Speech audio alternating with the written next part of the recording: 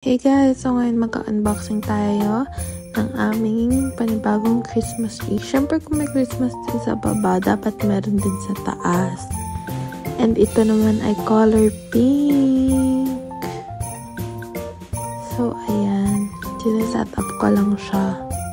Mas maliit to compared dun sa isa. Pero cute naman siya.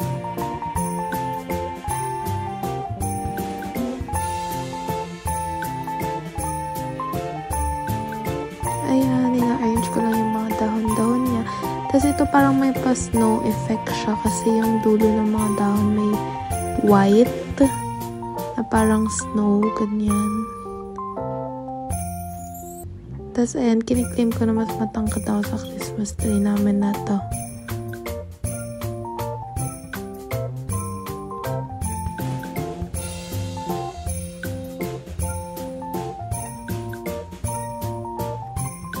Tapos ayun, binabasa ko yung instruction kung ano bang nakalagay doon.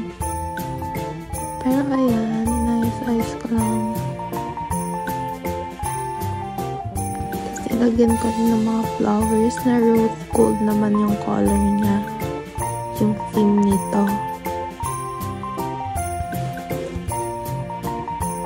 Tapos ang naisip namin, lagyan namin siya ng pink na Christmas lights or ganon para mas mukha siyang mag-pink.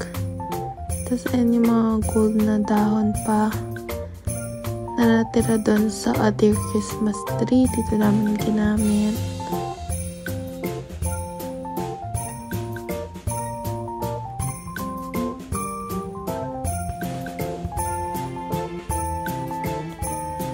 Tapos ayan yung mga rose gold na flower. Tapos, ayan, nilipat ko lang dyan. Siya na. Ang ganda niya na, diba? Kahit walang Christmas lights. Yun lang, babosh.